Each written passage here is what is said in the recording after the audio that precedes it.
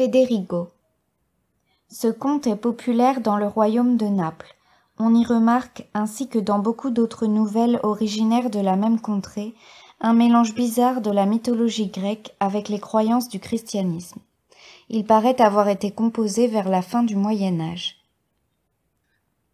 Il y avait une fois un jeune seigneur nommé Federigo, beau, bien fait, courtois et débonnaire, mais de mœurs fort dissolues, car il aimait avec excès le jeu, le vin et les femmes, surtout le jeu, n'allait jamais à confesse et ne hantait les églises que pour y chercher des occasions de pécher. Or il advint que Federigo, après avoir ruiné au jeu 12 fils de famille, qui se firent ensuite malandrins et périrent sans confession dans un combat acharné avec les condottieri du roi, perdit lui-même, en moins de rien, tout ce qu'il avait gagné, et de plus tout son patrimoine, sauf un petit manoir où il alla cacher sa misère derrière les collines de Cava. 3 ans s'étaient écoulés depuis qu'il vivait dans la solitude, chassant le jour et faisant le soir sa partie d'ombre avec le métayer. Un jour qu'il venait de rentrer au logis après une chasse, la plus heureuse qu'il eût encore faite, Jésus-Christ, suivi des saints apôtres, vint frapper à sa porte et lui demanda l'hospitalité. Federigo, qui avait l'âme généreuse, fut charmé de voir arriver des convives en un jour où il avait amplement de quoi les régaler. Il fit donc entrer les pèlerins dans sa case, leur offrit de la meilleure grâce du monde la table et le couvert, et les pria de l'excuser s'il ne les traitait pas selon leur mérite, se trouvant pris au dépourvu. Notre Seigneur, qui savait à quoi s'en tenir sur l'opportunité de sa visite, pardonna à Federigo ce petit trait de vanité en faveur de ses dispositions hospitalières. « Nous nous contenterons de ce que vous avez, lui dit-il, mais faites apprêter votre souper le plus promptement possible, vu qu'il est tard et que celui-ci a grand faim, ajouta-t-il en montrant Saint-Pierre. Federigo ne se le fit pas répéter, et voulant offrir à ses hôtes quelque chose de plus que le produit de sa chasse, il ordonna au métayer de faire main basse sur son dernier chevreau, qui fut incontinent mis à la broche. Lorsque le souper fut prêt et la compagnie à table, Federigo n'avait qu'un regret, c'est que son vin ne fut pas meilleur. « Sire, dit-il à Jésus-Christ, « Sire, je voudrais bien que mon vin fût meilleur, néanmoins tel qu'il est, je l'offre de grand cœur. » Sur quoi, notre Seigneur ayant goûté le vin, « De quoi vous plaignez-vous » dit-il à Federigo. « Votre vin est parfait, je m'en rapporte à cet homme. » désignant du doigt l'apôtre Saint-Pierre.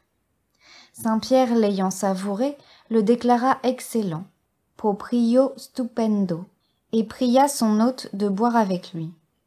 Federigo, qui prenait tout cela pour de la politesse, fit néanmoins raison à l'apôtre. Mais quelle fut sa surprise en trouvant ce vin plus délicieux qu'aucun de ceux qu'il eût jamais goûté au temps de sa plus grande fortune. Reconnaissant à ce miracle la présence du Sauveur, il se leva aussitôt comme indigne de manger en si sainte compagnie. Mais notre Seigneur lui ordonna de se rasseoir, ce qu'il fit sans trop de façon. Après le souper, durant lequel ils furent servis par le métayer et sa femme, Jésus-Christ se retira avec les apôtres dans l'appartement qui leur avait été préparé. Pour Federigo, demeuré seul avec le métayer, il fit sa partie d'ombre comme à l'ordinaire, en buvant ce qui restait du vin miraculeux. Le jour suivant, les saints voyageurs étant réunis dans la salle basse avec le maître du logis, Jésus-Christ dit à Federigo : « Nous sommes très contents de l'accueil que tu nous as fait, et voulons t'en récompenser. Demande-nous 3 grâces à ton choix, et elles te seront accordées. Car toute puissance nous a été donnée au ciel, sur la terre et dans les enfers. » Lors, Federigo tirant de sa poche le jeu de cartes qu'il portait toujours sur lui, « Maître, dit-il, faites que je gagne infailliblement toutes les fois que je jouerai avec ces cartes. »« Ainsi soit-il, dit Jésus-Christ, ti sia concesso. » Mais Saint-Pierre, qui était auprès de Federigo, lui disait à voix basse, « À quoi penses-tu, malheureux pécheur ? Tu devrais demander au maître le salut de ton âme. »« Je m'en inquiète peu, répondit Federigo. « Tu as encore 2 grâces à obtenir, dit Jésus-Christ. »« Maître, poursuivit l'hôte, puisque vous avez tant de bonté, faites, s'il vous plaît, que quiconque montera dans l'oranger qui ombrage ma porte n'en puisse descendre sans ma permission. » « Ainsi soit-il, dit Jésus-Christ. À ces mots, l'apôtre Saint-Pierre, donnant un grand coup de coude à son voisin, « Malheureux pécheur, lui dit-il, ne crains-tu pas l'enfer réservé à tes méfaits? Demande donc au Maître une place dans son saint paradis, il en est encore temps. » Rien ne presse, repartit Fédérigo en s'éloignant de l'apôtre. Et notre Seigneur ayant dit, « Que souhaites-tu pour troisième grâce ?» « Je souhaite, répondit-il, que quiconque s'assiera sur cet escabeau au coin de ma cheminée ne puisse s'en relever qu'avec mon congé. » Notre Seigneur, ayant exaucé ce vœu comme les 2 premiers, partit avec ses disciples. Le dernier apôtre ne fut pas plutôt hors du logis que Fédérigo, voulant éprouver la vertu de ses cartes, appela son métayer et fit une partie d'ombre avec lui sans regarder son jeu. Il la gagna d'emblée, ainsi qu'une seconde et une troisième. Sûr alors de son fait, il partit pour la ville et descendit dans la meilleure hôtellerie, dont il loua le plus bel appartement. Le bruit de son arrivée s'étant aussitôt répandu, ses anciens compagnons de débauche vinrent en foule lui rendre visite. « Nous te croyions perdu pour jamais, » s'écria Don Giuseppe. « On assurait que tu t'étais fait ermite. »« Et l'on avait raison, » répondit Fédérigo. « À quoi diable as-tu passé ton temps depuis 3 ans qu'on ne te voit plus ?» demandèrent à la fois tous les autres. « En prière, mes très chers frères, » repartit Fédérigo d'un ton dévot. « Et voici mes heures, » ajouta-t-il en tirant de sa poche le paquet de cartes qu'il avait précieusement conservé. Cette réponse excita un rire général, et chacun demeura convaincu que Fédérigo avait réparé sa fortune en pays étranger aux dépens de joueurs moins habiles que ceux avec lesquels il se retrouvait alors et qui brûlaient de le ruiner pour la seconde fois. Quelques-uns voulaient, sans plus attendre, l'entraîner à une table de jeu. Mais Fédérigo, les ayant priés de remettre la partie au soir, fit passer la compagnie dans une salle où l'on avait servi, par son ordre, un repas délicat qui fut parfaitement accueilli. Ce dîner fut plus gai que le souper des apôtres. Il est vrai qu'on n'ait bu que du malvoisie et du lacryma. Mais les convives, excepté un, ne connaissaient pas de meilleur vin.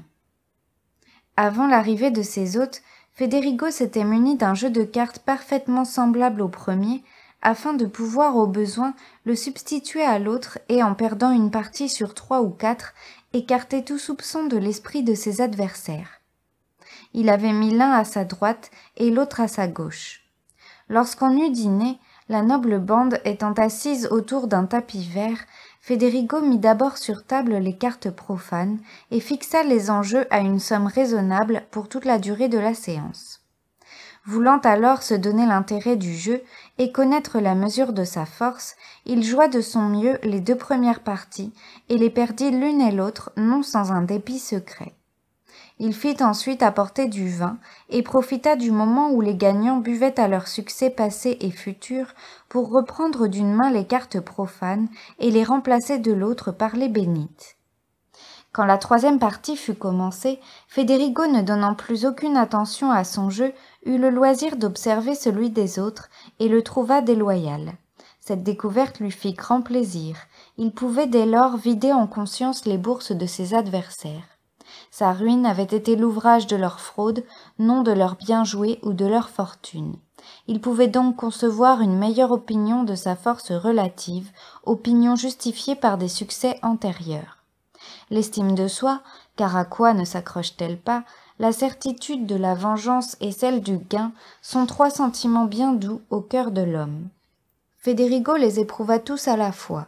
Mais songeant à sa fortune passée, il se rappela les 12 fils de famille aux dépens desquels il s'était enrichi, et persuadé que ces jeunes gens étaient les seuls honnêtes joueurs auxquels il eût jamais eu affaire, il se repentit pour la première fois des victoires remportées sur eux.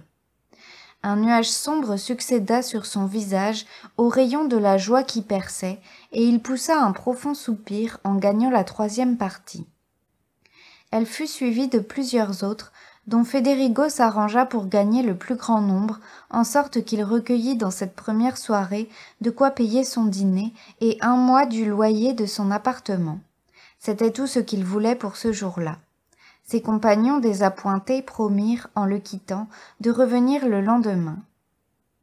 Le lendemain et les jours suivants, Federigo sut gagner et perdre si à propos qu'il acquit en peu de temps une fortune considérable sans que personne en soupçonnât la véritable cause.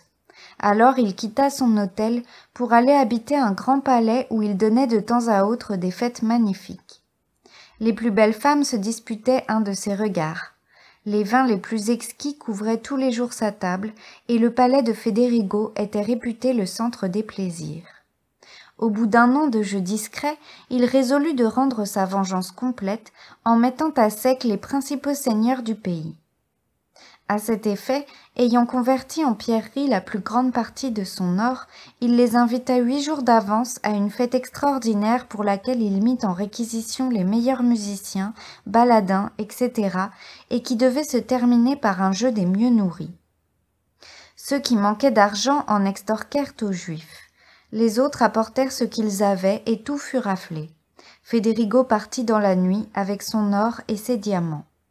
De ce moment, il se fit une règle de ne jouer à coup sûr qu'avec les joueurs de mauvaise foi, se trouvant assez forts pour se tirer d'affaire avec les autres. Il parcourut ainsi toutes les villes de la terre, jouant partout, gagnant toujours, et consommant en chaque lieu ce que le pays produisait de plus excellent.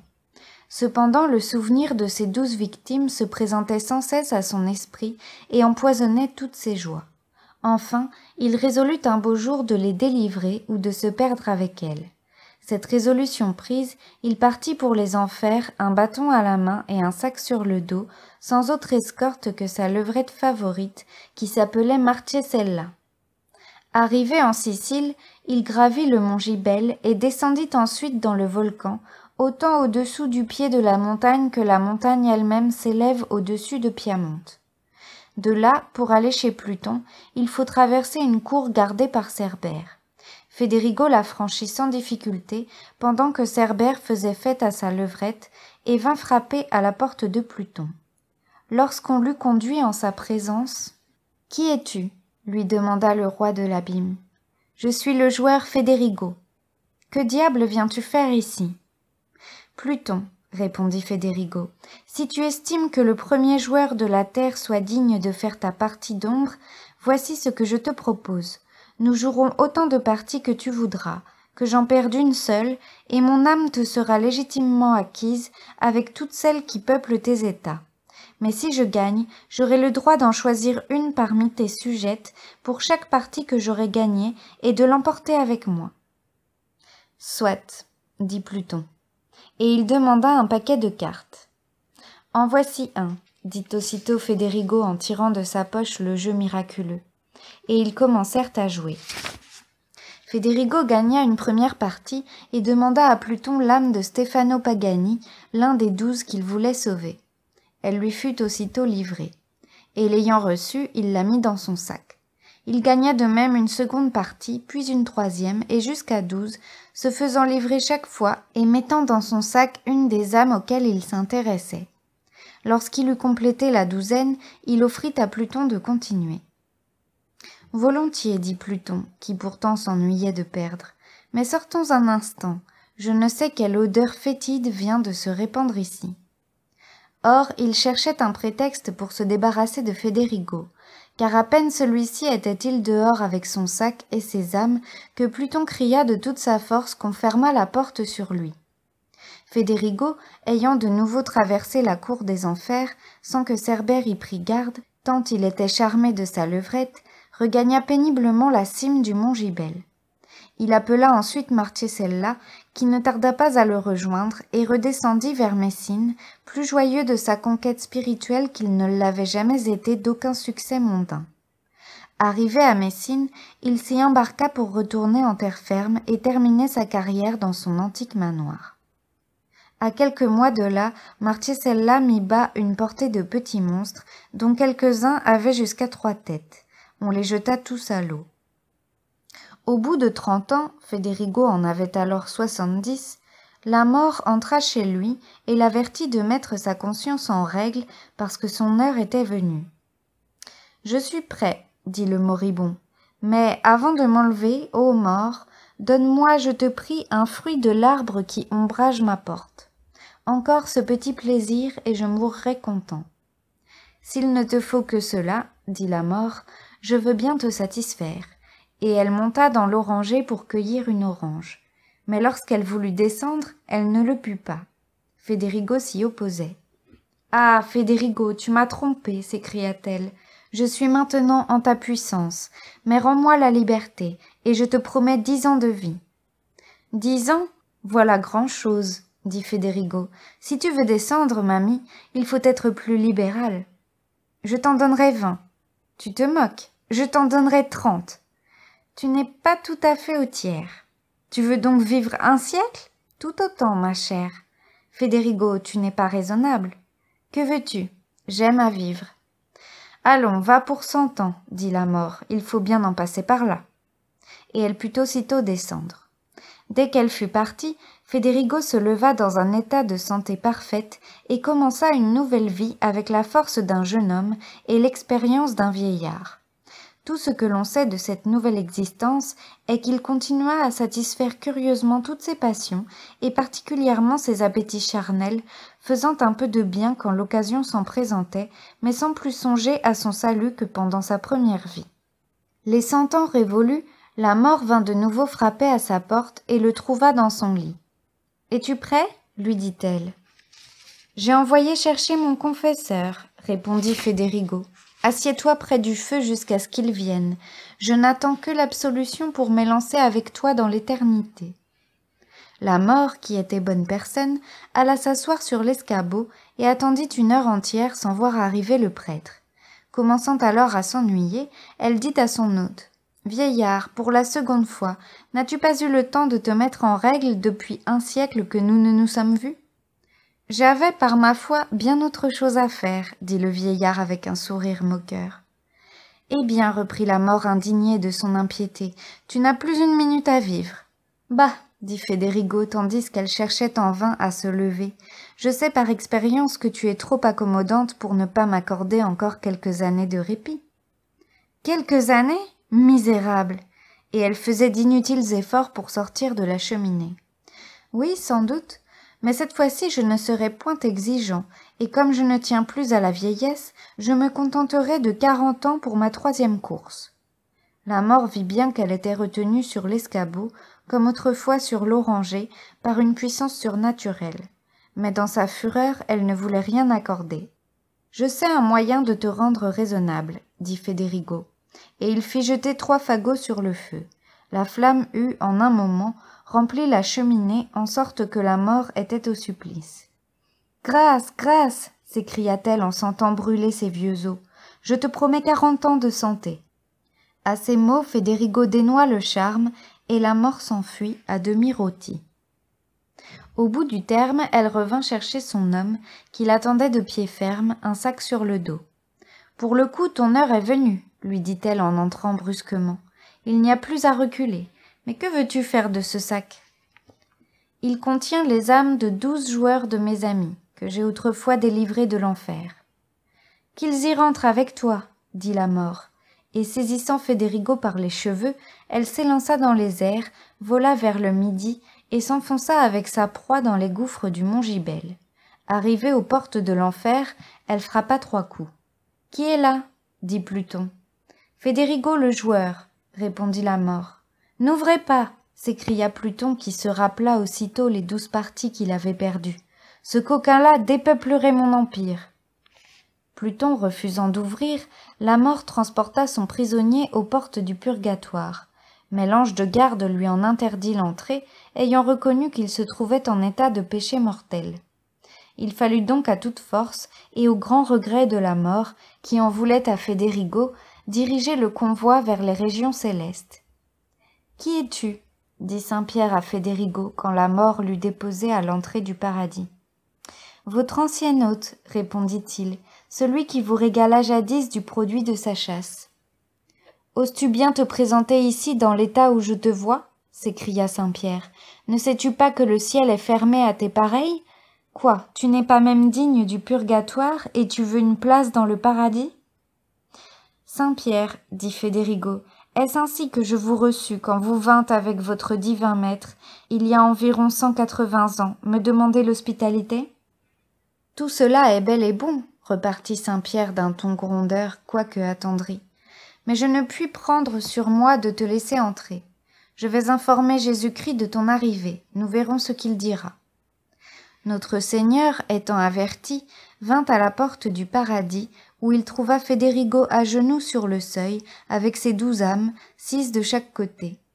Lors, se laissant toucher de compassion, « Passe encore pour toi, dit-il à Federigo, mais ces 12 âmes que l'enfer réclame, je ne saurais en conscience les laisser entrer. »« Et quoi, Seigneur ?» dit Federigo, « lorsque j'eus l'honneur de vous recevoir dans ma maison, n'étiez-vous pas accompagné de 12 voyageurs que j'accueillis, ainsi que vous, du mieux qu'il me fut possible ?»« Il n'y a pas moyen de résister à cet homme, dit Jésus-Christ.